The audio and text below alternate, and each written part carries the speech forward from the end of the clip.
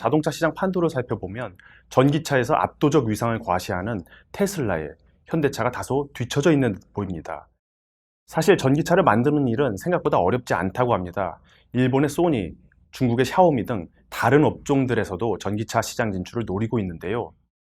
심지어 영국의 전기 청소기 회사 다이슨도 전기차 시장에 뛰어들려고 하고 있습니다. 진입 장벽이 그리 높지 않다는 얘기죠.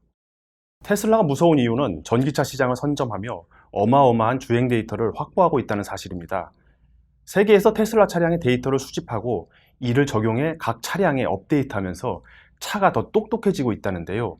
완전 자율주행차로 가는데도 테슬라가 가장 빠를 것이란 예측이 나오는 이유입니다. 하지만 수소차는 전기차보다 훨씬 기술적으로 까다롭습니다. 현대차 그룹은 수소차에서만큼은 세계 최고라 할 수 있습니다. 일본 토요타와 함께 시장을 양분하다시피 하고 있는데 시장 점유율에서는 줄곧 토요타를 앞서 있습니다. 수소차에서는 퍼스트 무버인 셈입니다. 그리고 그 수소차의 핵심이 바로 연료전지입니다. 수소차에서 연료전지가 차지하는 원가 비중은 50%가 넘습니다. 현대차의 수소차 경쟁력이 최고라는 것은 현대모비스의 수소 연료전지가 최고라는 말과 크게 다르지 않습니다. 여기서 수소차와 전기차의 경쟁은 이미 끝나지 않았나 라는 반론이 나올 수도 있습니다. 일론 머스크도 수소차를 놓고 바보짓이라고 혹평한 바 있는데요.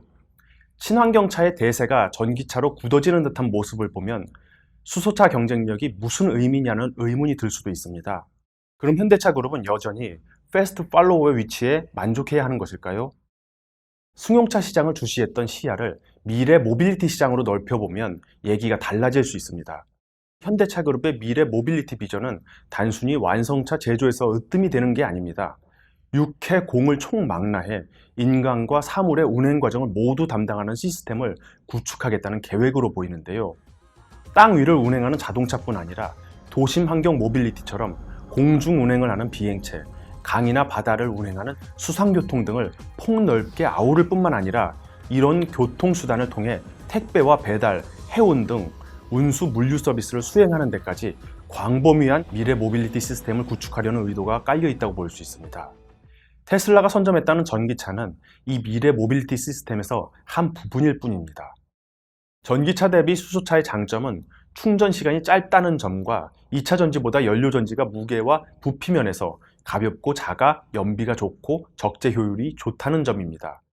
승용차처럼 에너지 충전량이 크지 않은 비교적 작은 차체에서는 2차 전지로 구동되는 전기차가 유리할 수 있지만 트럭처럼 차체가 커질수록 연료 전지로 구동되는 수소차가 유리해질 수밖에 없습니다.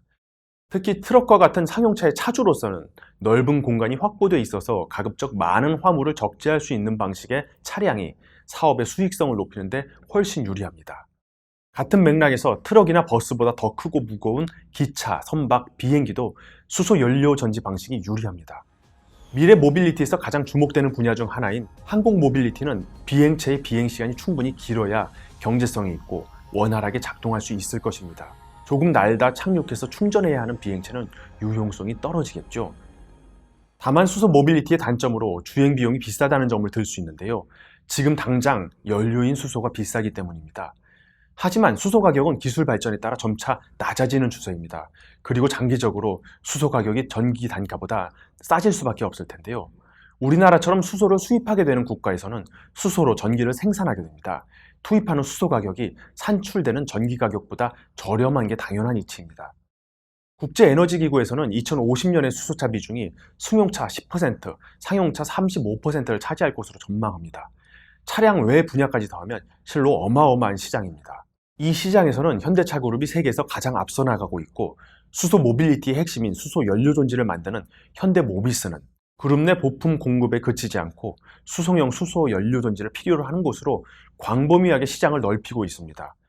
벌써 탄소 중립에 가장 열심인 유럽 시장에서 점차 성과가 눈에 띄기 시작합니다. 유럽 상용차 회사 이베코 그룹이 차세대의 수소버스에 현대차 그룹의 수소 연료전지 시스템을 탑재하기로 했습니다. 스위스에 이어 독일에도 대형 수소 트럭 엑시언트를 수출하기 시작하며 유럽 상용차 시장 공략을 본격화했습니다. 차량 외 분야에서도 수소 연료전지 활용을 확대하려는 움직임이 보입니다. 현대차 그룹은 영국 롤스로이스, 프랑스 사프란 등 항공 엔진 분야 경쟁력을 갖춘 기업들과 손을 잡고 미래 항공 모빌리티 개발을 위해 협력하기로 했습니다. 물론 수소 연료전지 사업이 궤도에 오를 만큼 모빌리티 시장이 성숙되기까지는 꽤 오랜 시간이 소요되겠죠. 하지만 현대차 그룹이 제일 잘하는 분야라는 점, 미래 모빌리티 시스템의 핵심 요소라는 점에서 수소 연료전지는 현대차 그룹을 퍼스트 무버로 만들어줄 든든한 기술 자산임에 틀림없어 보입니다. 내연기관차 시대에는 패스트 팔로워에 머물렀지만 미래차 시대에는 다른 경쟁자들과 같은 선상에서 경쟁하게 되는 만큼 정의선 현대차 그룹 회장의 지향점은 미래차 시장의 퍼스트 무버입니다. 아직 미래차 시장이 초기 단계인 만큼 현대차 그룹만이 지닌 강점과 역량을 보면 퍼스트 무버의 자격이 있는지 판단을 내릴 수 있지 않을까요? 그 가운데 하나로 수소 연료전지를 꼽을 수 있습니다.